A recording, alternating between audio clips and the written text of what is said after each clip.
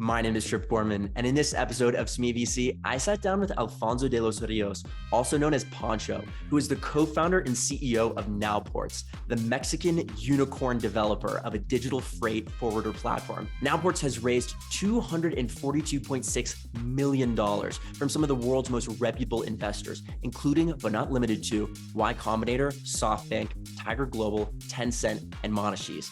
Alfonso is also a Thiel Fellow. In this episode of Semilla.VC, we discussed how Alfonso stays grounded having $1 billion company and hundreds of employees at only 24 years old, how Alfonso raised $242.6 million, and how being in Y Combinator affected the trajectory of Nowports, and much, much more. We filmed the Semilla.VC interview on Alfonso's 24th birthday, so a big happy birthday to him, and I hope you enjoy this episode of Semilla.VC. Okay, Poncho, could you start by telling the audience a bit more about your work history up to and including your current role at Nowports? Thank you, for sure, Trip, and thanks for inviting me. I started my career life, to call it on that way, just as a web developer. I love programming since I was super young. I was 10 years old when I started coding directly from YouTube videos, etc. After that, I was a software developer for a startup based in the Bay Area. And I met Max, which is my other co-founder at Nowports, and then we moved to Nowports, right? Basically, Nowports is the operating system for supply chains in Latin America. And yeah, that was 5 years. That was 5 years ago. So now it feels like a while ago on the career life. Amazing. So I think everyone has heard of Nowports, but because logistics is kind of hard to understand, I really want to ask this question to understand what it really means. So if we were filming an old-fashioned commercial for Nowports, where we showed what international logistics was like before you guys in black and white, highlighting all the problems, and then we switched to color and got the chance to highlight all the innovations that Nowports has made, what would be those problems that existed prior and what would solve? I really love the way you frame the question, because I think in order to understand Nowports, we first really need to understand how the world works in terms of logistics as of today, right? So usually when a company wants to move a container from point A to B, right? Imagine importing, I don't know, some bottles from China to Mexico. They need to go to a traditional logistics player, not Nowports, right? And that traditional logistics player will help them coordinating all the importing and exporting process, right? So including customs, last mile delivery, etc. The challenge with that is that they've been operating on the same way for the last 70 years, okay? And that means that for every container that you're moving, you need to send more than 80 emails per transaction, right? So there's no platform where you can see where's your container. There's no way you can know how much it's going to cost, etc., other than just analyzing the emails, right? So that's the first pain.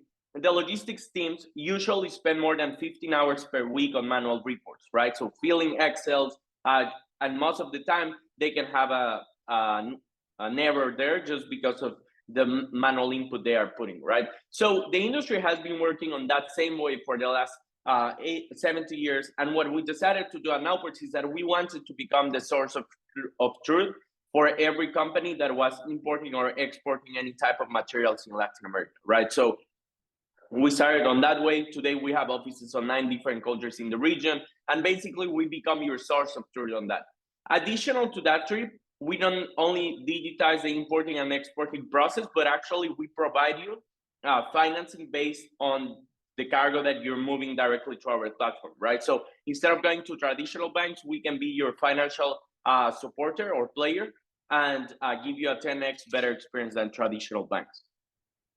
And could you tell us the initial inspiration behind developing a digital freight forwarder? Was it a family connection? Why were you so interested in logistics at such an early age? For sure. I never thought I was going to work at logistics, to be honest. My family had a traditional logistics business for more than 20 years. And I think that's the reason I kind of fell in love with the industry. But I never thought I was going to spend my career there, right? But at some point when I met Max, which is my co-founder, he also worked in a traditional logistics company, right? So we both were software developers, and we both knew about the logistics industry. And for me, to be honest, logistics, it's not an amazing industry or an entertaining industry, but it's actually it has a lot of impact around us, right? 90% of what you see around you was once on a shipping container. And actually, like the major economic growth we have seen on emerging economies, such as China 30 years ago, like it was mainly impulsed through foreign trade, right? Which is basically importing and exporting goods. And so what impact has Nowports had on the freight transportation industry, especially in Latin America, since the inception? Yeah, well, I think the achievement where we feel the proudest, to be honest, is that right now we are serving more than 5,000 companies to import and export their containers directly to our platform without that uncertainty that they usually had with traditional players, right? Additional to that, we have financed a little bit more than $200 million for importers and exporters so they can buy more products, and instead of going to traditional players, they can do everything through our platform. So it's not a matter of like moving the cargo or actual like financing, but enabling them to grow through digitization and just new tools that are in the market, right? Because as of today, Nowports is the only digital freight forwarder in Latin America. So that means that we are the only player that can tell them on real time how much it's going to cost, where is the container, and actually like which additional services we recommend them to acquire, like financing, insurance, etc. So you guys have dominated Latin America, and now you're expanding to Asia, the United States, and Europe. Could you tell the audience more about Nowports' expansion to these other regions? For sure. Our first step was to conquer Latin America, right? And look, Trip, to be honest, there's a lot of work to do there still. Like it's a massive market, more than $1.2 trillion market in the logistics industry in Latin America. So we definitely have a lot of work to do. Right now, we operate in 9 different countries, including major economies like Mexico, Brazil, Chile, Colombia, Uruguay. We recently expanded into Spain and the US. And the main reason of that is that we're not offering this product to the US-based companies, right? But we are actually helping those companies in emerging regions like Latin America, North of Africa, etc., to connect with this more developed market like the US, which Miami is a big port, and then you have Laredo on the ground freight, etc. So that's the market that we're targeting, connecting emerging economies with developed markets such as Spain and the US. And so Nowports is the first unicorn from Monterey. What does this mean for you and the city that you grew up in? And then a follow-up question, have you ever had someone from high school send you a WhatsApp message who maybe wasn't too nice to you back in high school, but now wants to be your friend? How has that been? Yeah, it's crazy because I don't spend too much time on Monterey, but today I'm here, right? So it's good that you're asking it at this time.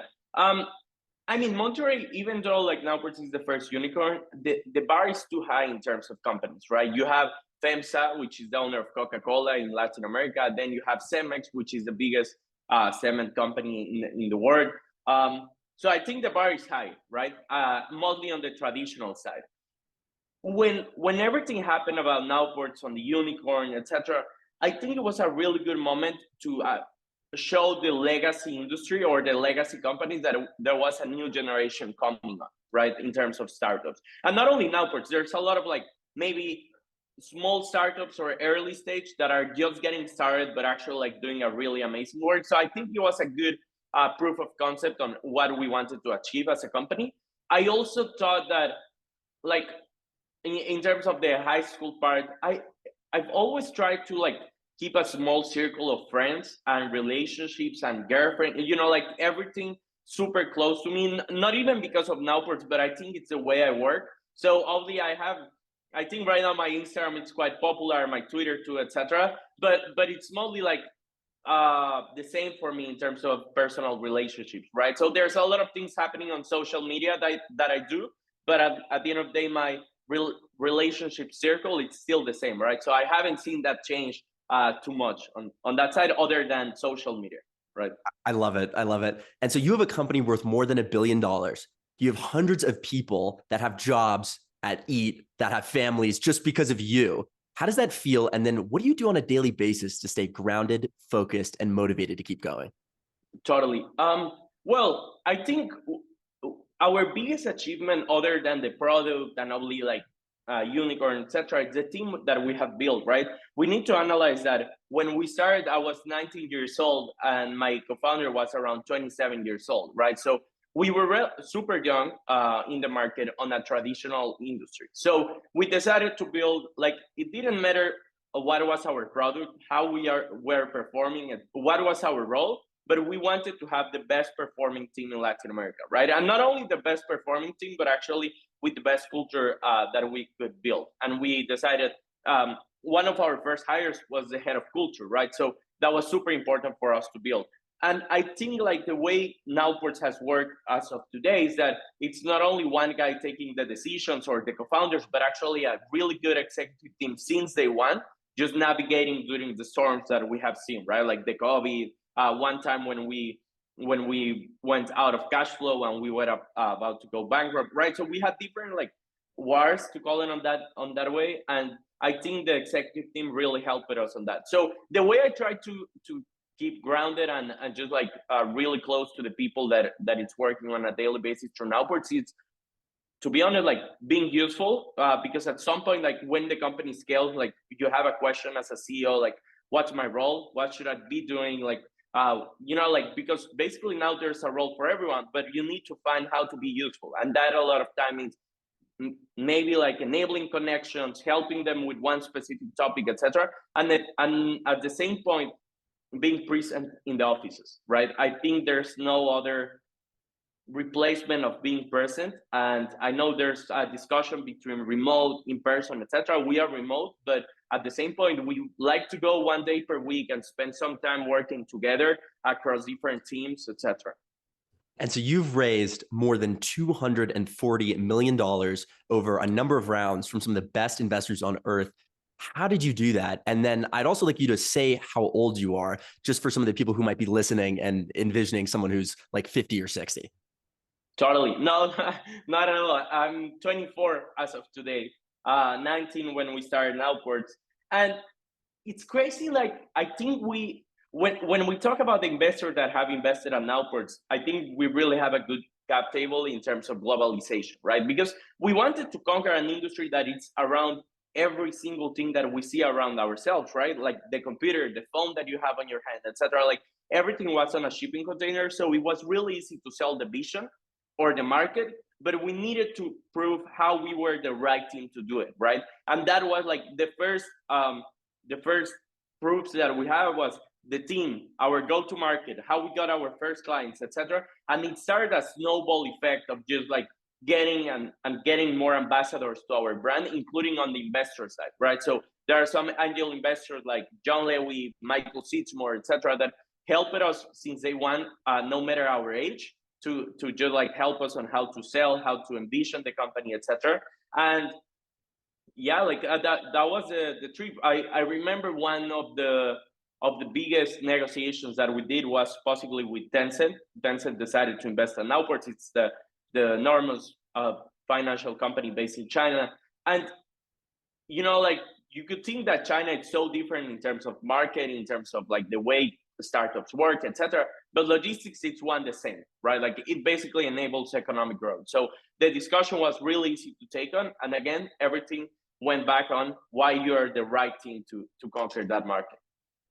Amazing. And I think one of the earliest components of your funding history might be one of the most interesting. You were in Y Combinator. Could you tell us about your experience in Y Combinator and how did that affect the trajectory of Nowports? Yeah, I think I dropped out of college and Max did college in Uruguay, right? So when we were starting Nowports, we didn't have a specific credential to show on, right? Like there was no proof that we were going to build something amazing or something big. And we applied to Y Combinator, and one of the amazing things about YC is that they don't look into your credentials, but actually what you've been doing with your startup the last 4 to 6 months, right? I do think at some point, like they analyze credentials, etc., but it's not their main factor, right? So once we got accepted into YC, I think that was the beginning of the snowball effect, right? Because that opens the door with other angel investors. That opened the doors to talk with other competitors, right? With other companies, because basically like a lot of people it's interested on the startups that are emerging from YC. So I would say like that was one of the best things. And the best thing above all was the connections and the mentors that we got access to, right? Just when you're starting, you have a lot of questions about go-to-market, profitability, how to hire the right executives, etc. And I think YC has a perfect person for each of those topics, right? Like specialists on how to make them work. One of the mentors that really helped us was Adora Cheong, which is an amazing partner at YC. Well, she's no longer at YC, but she really helped us on how to lead our sales effort, how to lead our compensation plans, etc. You know, like really specific topics that usually you cannot find on a blog. And so you were building Nowports during COVID-19, during the pandemic. Things were different. How did the pandemic affect the trajectory of Nowports? How did you guys take advantage of that and build during the storm? Yeah. When the pandemic started, we were around 60 persons at the company, just based in Monterey, right? So we were pretty new to the market. And as a company, we didn't have enough systems, platforms, technology in order to manage scalability and actually remote work, right? Because at that time, everyone went to the office. We all spend our time at the office building, etc. So, you know, like I think the first 3 or 4 months of the pandemic were really hard in terms of the market, because most of our customers decided to stop their production lines. So that means that they were not importing anymore.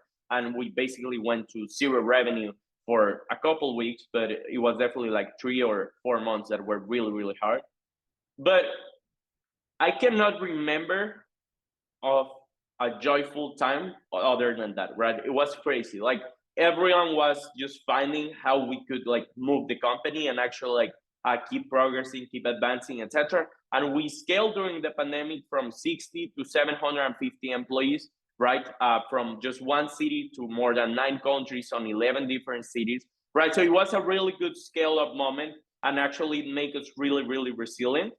So I would say like also on the market side, you know, like, I don't know if you remember, Trip, but there was a logistics boom during the pandemic. So everyone was moving containers. There was an over demand. Then you had the Suez Canal, etc., which to be honest for us was good. So I don't know. I just think like the pandemic was one of the best things that happened to us, even with the challenges that it included, right? On the personal side, because obviously a lot of our team members and me included, we lost close ones, we lost a lot of friends, etc. But I think we learned a lot during the process on how to be more resilient as a company, but also as leaders, right?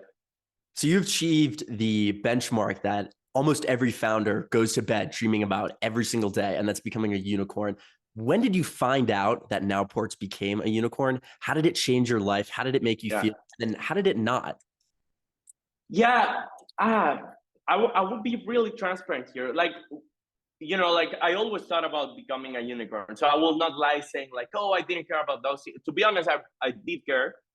But once it happened, it was so different than what I could imagine, right? So first of all, you see it on the news one day, but it was actually negotiated like 4 to 5 months before, right? So there's a lot of due diligence, there's a lot of like just legal process, etc., that you're doing. So that process of like 4 to 5 months, it was I think 4 months, but it actually like you process everything, right? Like you process the euphoria, you process the worry, the imposter syndrome, etc. So at some point when it's in the media, it's not that you no longer care, but it's not as relevant as it was when you got notified about that, right? And the other thing is like when you're talking with the investor that it's investing at $1.1 billion, like they are not as excited, right? So it's just like, okay, I will invest $150 million at 1.1 billion. And inside yourself, you're shouting and you're super happy. But I don't know, it's a weird thing.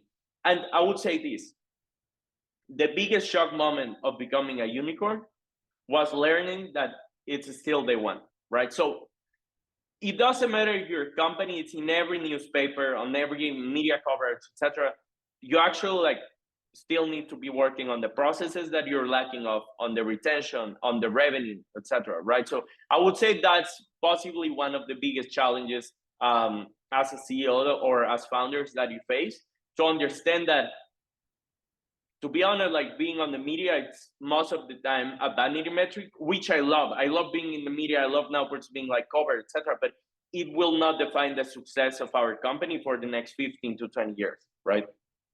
Wow. And you connected it to the fundraising component. You guys raised like 3 rounds in 12 months, just so much money. Yeah. So could you tell us about that experience? And then how did the experience of fundraising change from those initial rounds where you're begging for money to those later rounds where people are begging to give you money? Yeah. I mean, it all goes back to creating the company brand, right? Like we not only wanted to be a company that had a good vision, but that actually had a good track record in terms of execution, right? So we were really focused since day one on generating results on every market, on every product that we were launching, etc., and making them like sustainable, right? So with positive unit economics, with a good leadership team in charge, etc. So when we just raised our first round, we were not the sexy at the block or at the block on YC, right? So at YC, we were not the hottest company. We were not on the list of the hottest companies of the batch, etc. But I think we focus a lot on creating a small circle of investors that really trusted our vision, right? So that generated the snowball effect of just like raising a seed round of $8.6 million. And then like the pandemic started, so we were about to run of cash, and we got a new investor, which was Santander Bank or Moro Capital, the fund. And that part of fundraising the Series A was the hardest round that we ever raised, because we got basically 100 no's. And once we were on that like due diligence of Moro, we didn't have an option B, right? So we didn't like had other funds that we were talking on, etc. But it was key because like we really love Moro, like they understood our vision with the financial products, etc. So you know, we raised it $24 million. 6 months after, we raised $60 million, and 6 months after, $150 million. So I would say like it was a big well, it was really dynamic times, and definitely the narrative changed in terms of us. We were mostly like managing what we would raise, and we were receiving term sheets, not specifically fundraising, but we saw the opportunity of raising more capital in order to accelerate growth, right? And I think probably because of the times that where we are living right now in 2023, like it was a good decision to raise the rounds needed in order to achieve probably where we want to put the company, which is like making it public at some point. You've mentioned your experience at Y Combinator. I saw you were on a podcast. You discussed what it was like being a Mexican founder in Silicon Valley. What advice would you give to other Mexican founders, other Latin American founders that want to operate in Silicon Valley as well? What are the rules of the road? What are the big differences? Tell me about that.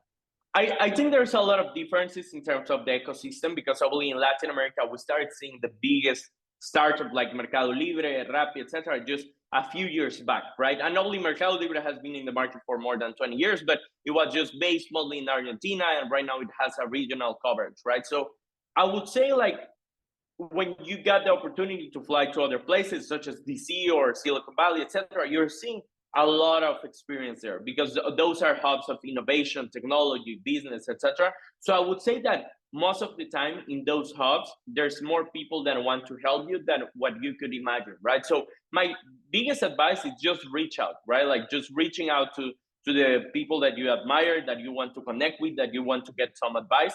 You know, like even before Nowports being a unicorn, I started implementing into my routine, just emailing like famous people that I admire, and possibly not famous, but just people that I admire, right? All the way from business persons, athletes, etc., with specific advice requests. And I've been surprised of how they've been helping me. Obviously, right now that Nowports exploded, etc., I could have more access, and it's easier to get that answer. But before that, it was already true. Like people, it's always willing to give you advice when you request them. Obviously, some of them not, because they don't have time, etc. But most of the trend that you will see, I don't know, in Silicon Valley, it's a lot of Mexican persons and people based from Latin America helped us just navigate during that uncertainty of finding your first startup, right? As you've accomplished so much in such little time, what do you do to stay productive? Oh, well, I consider myself like a high performance athlete, but obviously not on the body side, right? Mostly on the mind. But I think that includes a lot of taking care of your body, taking care of your relationships, and just thinking on how you can make these for the next 15 to 20 years, right? I don't think the result of this is like sleeping 4 hours per day and just like staying on the office until 9 p.m. or 10 p.m. You know, like I'm a huge believer that the only way to make Nowports a successful company for 2050, which is like our first milestone, to call it on that way, it's by being careful of like my routine, my habits, etc. So I'm really careful of my habits of making things that I enjoy and give me energy, and obviously of of being a machine of learning, right? I think like when we see AI and all the trend that we're seeing on ChatGPT, etc., it's super amazing. So if we consider that information will be massively available for everyone, you need to stay on the edge by just like being or analyzing how you can be useful. In this case, not only for the company, but actually for the world, and just like improving yourself in terms of learning and information capabilities. You mentioned 2050. What will Nowports look like in 2050? I hope we are the company that really enabled growth on emerging markets and connected those emerging markets with developed economies in terms of foreign trade, right? Not only by doing the logistics, but actually by offering them financial capabilities, insurance, etc. I'm going to ask you one more question, and then we'll go into the finale question. What are you most excited about right now? I'm excited about nearshoring. I would say it's a really specific topic, but I'm really excited of the opportunity, the economic opportunity we are seeing for the region in terms of nearshoring. And the last thing is we are just on a stage on Nowports where there were like 5 years that were really not easy, but they were really exciting to navigate. And right now, like 2023 looks more like a winter for most of the ecosystem. But I feel like we have a team that it's just like navigating that on a good way, and every day it's just like on how we can actually take advantage of the current situation. So I would say I'm excited about just getting back to work and getting solutions around that, right? Amazing. So finally, I have to ask Peter Thiel's famous contrarian question, but with a uniquely Semilla.VC twist. What important truth about Latin America do very few... Okay, on the Latin America side. Yes. Well, I would say one truth, but they will believe it if they analyze the data. So it's not as like as relevant, but Latin America will be a bigger market than the US, at least on international trade, the next 7 to 8 years, right? So that makes like a lot of like attractive things. And the last one is Silicon Valley. It's no longer what it was, but actually like now talent is mostly distributed, and there are really good business hubs in Latin America, such as Mexico City, Sao Paulo, etc. Not Monterey yet, but we need to take it there. Soon with Tesla. Well, Poncho, thank you so much for taking the time to come on the Semilla.VC podcast today. I very much appreciate your time. Thank you. Thank you. Thank you for watching this episode of Semilla.VC. Make sure to like and subscribe wherever you view the podcast. Follow me on Twitter at Gorman Trip. And be sure to check out our newsletter, Thiel Flow LA, which can be found by going to thielflow.la.